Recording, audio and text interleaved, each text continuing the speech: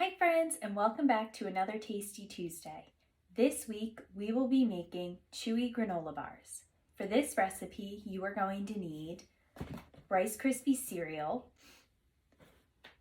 old-fashioned or rolled oats, graham crackers, a little bit of kosher salt, honey, mini chocolate chips, brown sugar, mini marshmallows, and a stick of butter.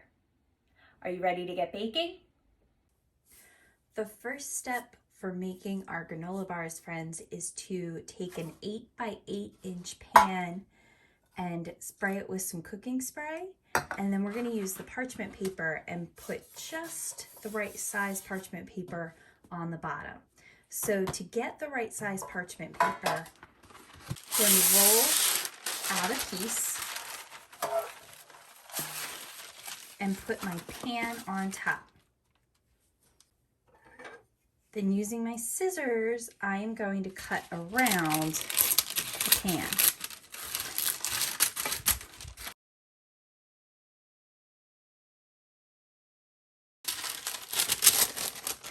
So I cut out my piece of parchment paper. I'm actually going to cut around the edges to clean them up a little bit. And then before I add my parchment paper to my pan, I'm going to spray it with a coat of my cooking spray. It's okay, friends, if you have a little bit that comes up the sides. The whole point is to ensure that our granola bars do not stick to the pan, and the parchment paper actually helps make it easier to take our granola bars out. So I'm going to set this aside and start on mixing my ingredients. For this step, friends, I am going to be combining my crushed up graham crackers.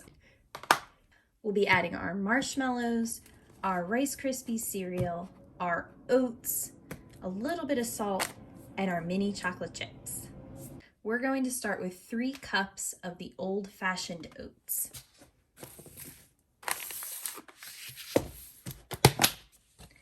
And I have my 1 cup measuring cup. In 1,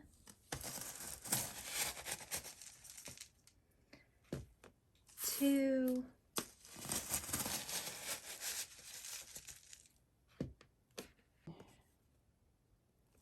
3. Next, we are going to add 1.5 cups of our Rice Krispie cereal. Here's 1 cup.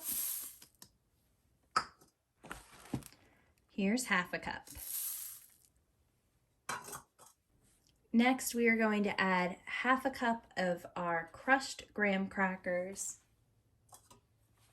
And I crushed up about 3 graham crackers, so this should be more than enough for what I need. I'm going to just carefully shake some into my measuring cup.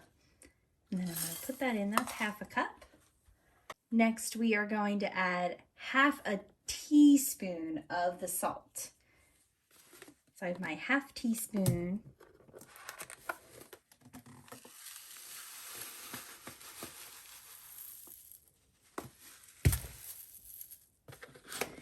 And sometimes you do pour a little too quickly and you get a little extra in your bowl, but this should be okay because it wasn't that much extra. Next, we are going to add a half a cup of our mini marshmallows, and then we're going to do a half a cup of our mini chocolate chips.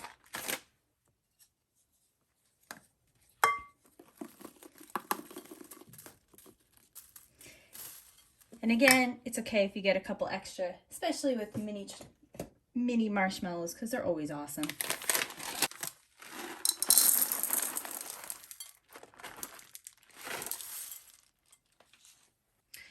Now that the ingredients are in our bowl, I'm going to set this aside and I'm going to go combine the remaining ingredients for our recipe. Friends, for this part of the recipe, we are going to be combining our honey, butter, and brown sugar in a pot over medium heat, and we're going to let that melt down and cook for about 2 minutes. And you're going to want to use a whisk for stirring it all together. So we need 6 tablespoons of butter, so we have to count out 6 tablespoons on here. So 1, 2, 3, 4, 5, 6. So this line is where I will cut my butter, and I'm going to add it to my pot.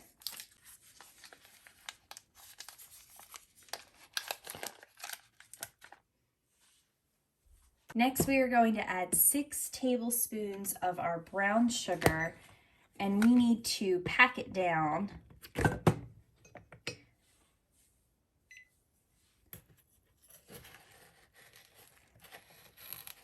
So I'm pressing it up against the side of my container to pack it down. 1,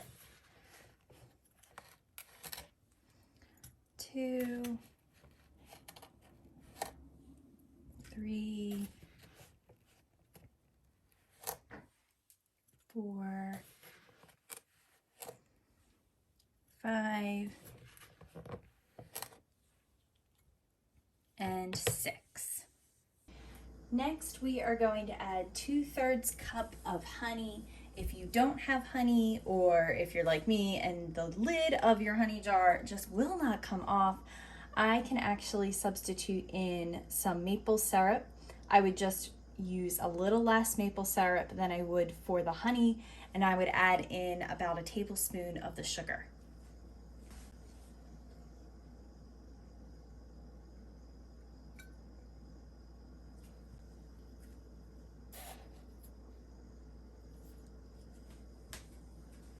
Next, I am going to turn my stove on to medium heat, and I am going to use my whisk to stir our ingredients together until they are all melted.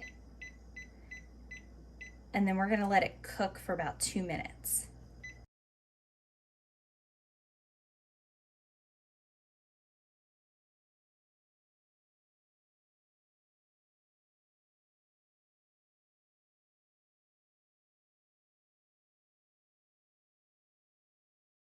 Now that our ingredients have all melted down, we're going to let this come to a slight boil, and then we are going to let it cook for about 2 minutes.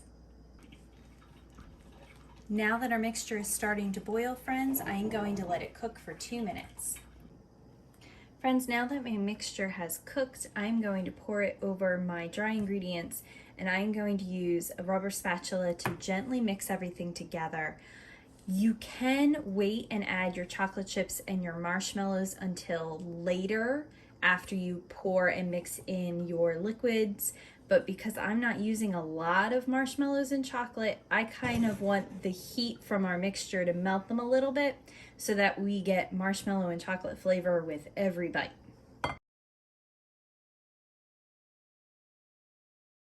And friends, you want to make sure you take your time. You need to be patient and really mix your ingredients together to ensure that all of your dry ingredients become sticky with your wet mixture. Otherwise, your granola bars won't stick together and will fall apart when you go to take them out of your pan.